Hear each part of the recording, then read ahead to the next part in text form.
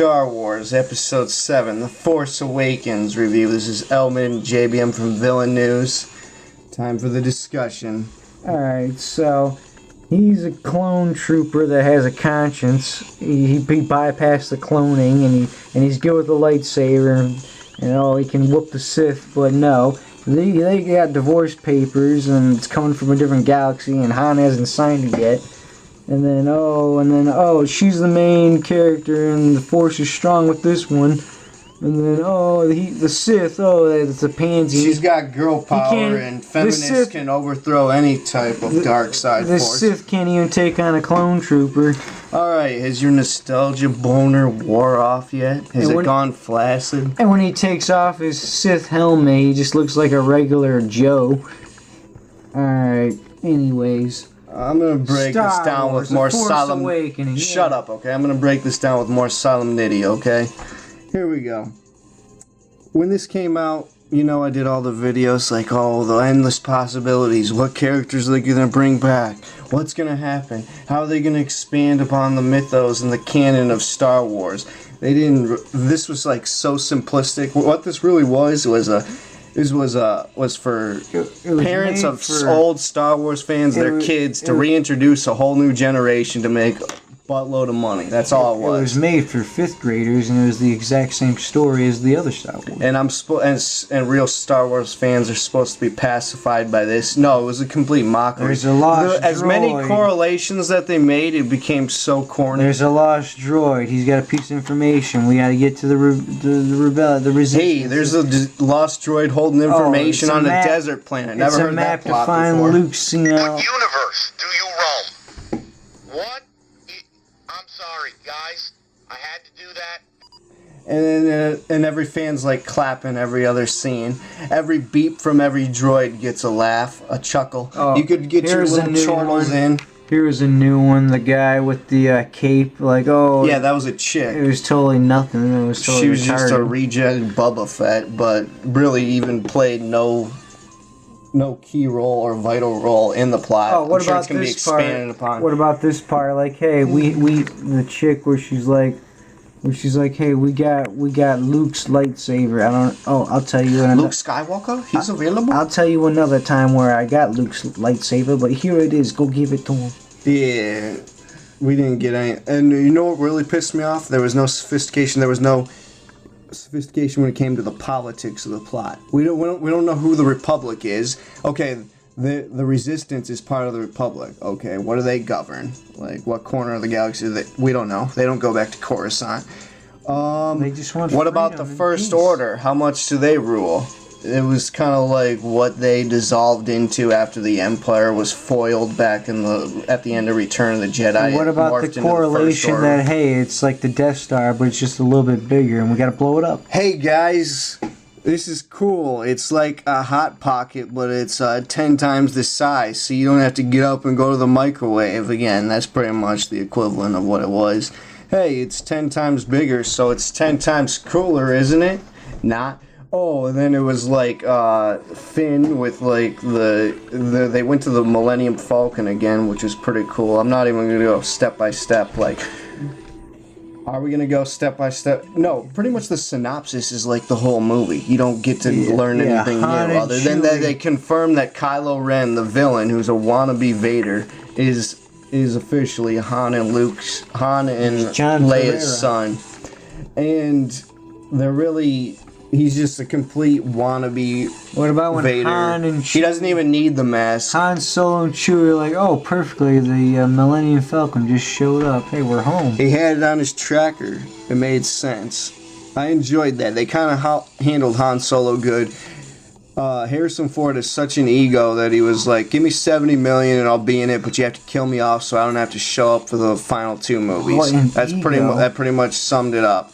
And Leia shows up. She's got shrew eyes, looking like your aunt that despises you and wants to teach you how to be a man. She's gonna teach Han how to be a man, all right. She's like, you owe me child support, like back for 30 years. You owe me child support for our Sith Lord. For our Sith Lord emo wannabe with long hair. He hasn't even had a haircut since you left, Han. and this is proof. apparently he constructed his own lightsaber, and I guess what's his name? Luke was training him for years. Luke established a new Jedi Academy, which is what he would have done. And he killed off all the younglings. Oh, I don't know who did that before. Anakin. Episode 2 and Episode 3 still trump this. I'm tired of everyone like, oh, I'm so privileged. I got to see this on Tuesday. I got to see this on the midnight show. Hey, look at me. I know more than you do. I know this. You know what? You know nothing. You got to see crap. Okay, you got to see a joke every 2 seconds on repeated views. These jokes are become so horrible that you're gonna have to fast forward and skip so many scenes just to get to the good stuff on repeated views. This is just like for 10-year-olds. It's completely retarded. And they just jammed in like, oh, let's go to a cantina bar. Get it, guys? It's another bar, but another galaxy. They really didn't expand upon the universe in different ways. Of course, they went to new planets. But like I said, we don't know any of the feel of the social milieu of the galaxy, you know.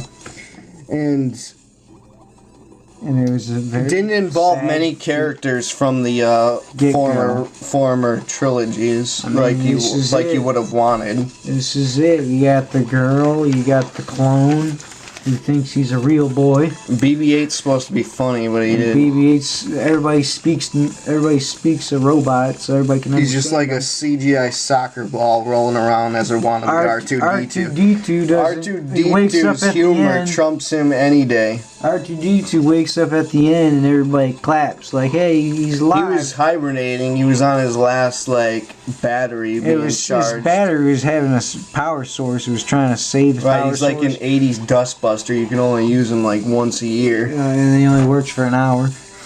And the whole General Hux was a good villain. They needed a general just like Peter Cushing from Episode 4. But the dynamic between General Hux and Kylo Ren, that just obviously was a mockery of General Mahdi versus Vader from Episode 4. What am I supposed to be looking at? In the promotion poster, they make him looking young, but in the movie, he's old as crap. And he's still doing his thing, like running around the galaxy trying to make money. It was a farce, just admit it, L-Mid. I know that. You like the scene at the end where she shows up to give... Oh, yeah, let's get started on the girl, Rey. This is just totally to... No, when she shows up to give Luke the lightsaber... Every feminist in the crowd was just laughing and enjoying her. He's totally senile now, and he doesn't know who she is. He's totally senile out and he doesn't know who she is. And he's handing her a light. She's got to be Luke's son. She's going to hand this old guy a weapon. Because she was so force sensitive. Okay, let's get to the biggest polemic that I have with this film. And that is Rey getting captured and her instantly so intrinsically, hey, her force powers just suddenly awaken. Hey, it awakens, present tense, it awakens right now at this scene where she's like, you will let me go from my chains and leave your weapon. It just reminds you of some fat retarded dwelling Star Wars fan trying to pick up the TV remote you will change the channel to ESPN for me. And then so she escapes. And Finn, this is sacrilege. You talking about the clone that thinks he's a real boy? Yeah, he thinks he's funny, doesn't he? He wasn't funny at all. He thinks he's a real boy. He's a clone. And he has no allegiance. He just wanted to leave the First Order. He didn't want to join the Resistance. He had no political fight in him. He was a scared little... Neither did Rey either. She was like, I want to get back to my family. A scared little and girl. Jakku. They're both little girls. He wouldn't have took on that. He's like, oh, I'm going to save her, though. That's obviously a love connection coming on. An interracial love connection. And so he picks up the lightsaber and takes on Kylo Ren, who's supposed to be so sinister. How am I going to see him as anything but unforeboding for the rest of the series when he got handed to by that dude right there?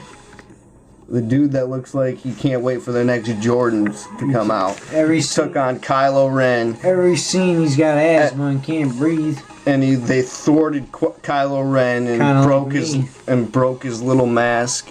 Okay. Kylo Ren, who's his master? Who's his sensei? Snoke. General Supreme Leader Snoke. No, it's Supreme Leader Snoke. Supreme Leader of what? The First Order? What do they own? We don't know. They don't give us crap. But you want to know why? It's like they said in Episode 3 all the time. Plagueis, Darth Plagueis the Wise, he's the only one to cheat immortality. It has to be him. In disguise, it has to be Darth Plagueis, is my opinion. That's what they're going to reveal. So they have much to reveal in Episode 8. It gives you much to...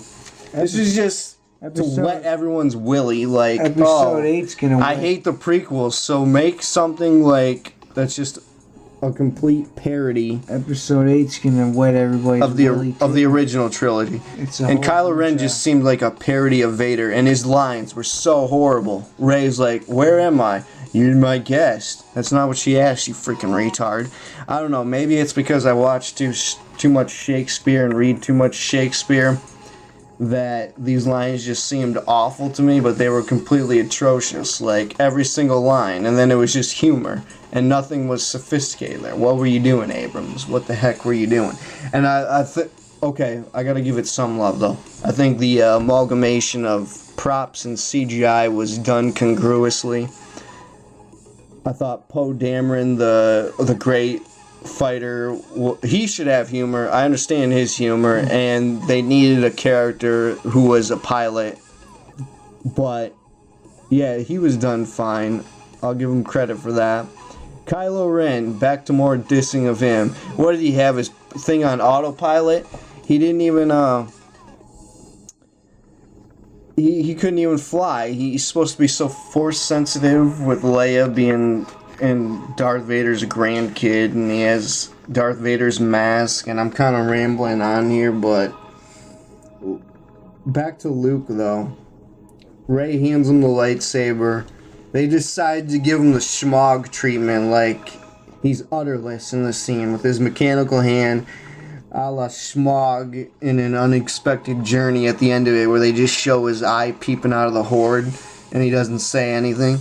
That's exactly what they did with Luke Skywalker in Episode 7. It was just... Let me say it a better way. You ever find yourself in the movie theater and you gotta take a piss, but you want to stay and watch the movie, you don't want to miss anything? So, I can totally so you delay your piss. Well, this movie I had to piss twice, and I went right away because I could care less. It was so boring. He interrupted how many people? It was so audacious of him. I don't know what to say. And they were like, Leia's like, "Kylo has some good in him. Go and convince him, Han." So that's obviously like he was seduced by Snoke, and he's gonna be re-seduced. And he seems just like a total pawn, like doesn't have a mind of his own. Real cool note though, that scene where Han goes to talk to his little boy with the long hair, freaking that was the exact same kind of set and walkway as the part where Darth Vader and Luke Skywalker, where he cut off his arm. It was just another correlation where they just did a callback. Well, it was cool, but yeah, all these things. I mean, you can do it with one or two things, but it's all the same. The whole movie's all the same. To be such a joke. It's just to run around. And you're like when he picks up the ball in the Millennium Falcon of what Luke was training with in Episode 4, and he throws it. L-Mid even thought that was cool at one point. He was like, "Oh, that's the ball. That's cool." And I looked at him, and I gave him this like kind of smirk, like, "What the hell are you talking about? This is freaking retarded." I never thought it was cool. It was still enjoyable. I just thought it was cool. Okay, here's another thing I need to rant about. You ready for this rave? Tell me. There's not enough. It was not enough fantasy in it. There was no feeling like a Yoda ghost was gonna pop up. There was no storylines that involved kind of like history or the Bible. I thought like when they first Lucas does. I thought when they first walked into that bar on that planet to get help, you know. I thought when they first went in that bar, I thought that's when Luke was going to show up and it'd be like the same thing. Somebody was messing with him, he was going to cut off another arm. That's what I thought like when it was going on. But of course, that would have just been way too much. It would have been way cooler than what the movie was. Because the plot was just way too simplistic. It was just for freaking 10-year-olds. Didn't in the trailer, didn't we see Luke where he puts his hand on the ground with his robot hand and he does like some... Yeah, they showed that in a flashback. What's his name? Rey touched the lightsaber. Baby back Rey rib. She touched the lightsaber, and Oh, that part was stupid. You know what it was? It was like Start Agatha and start Kathy's hallucinating. curse. She could tell the history of an object, of an inanimate object, just by touching it like a medium. Start having multiple sclerosis and start seizing it all. No, around. that was just her clairvoyant powers kicking in. Oh, They were okay. dormant. She just didn't know how to harness it. Okay.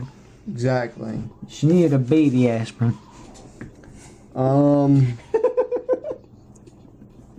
What else? I'm just gonna go over my notes and see if there's any one last thing that I need to mention.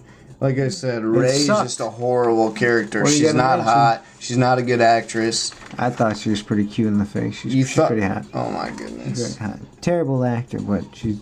Who knows what? She might be a good person in real But they life. handled Han Solo fine, and they got rid of him, which is sad to see. Once they announced that the Han Solo movie was going to come out of a young Han Solo, you knew that Harrison Ford was definitely going to be killed off. Was he announced Han Solo goes solo? And Luke Skywalker, his hermeticism and his ascetic lifestyle, a la Yoda and Obi-Wan, it made sense, and I like how they're going to save him for Episode 8. That gives you something to look forward to. Yeah, Kylo Ren's going to be seduced back to the light side. All They're the gonna, stupid correlations. He should have just had him be on Dagobah.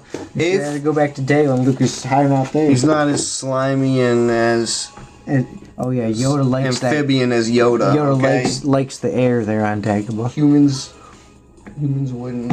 Humans flow right. wouldn't be able to function and poop right in that kind of environment. Alright, we're out. This kid's talking about.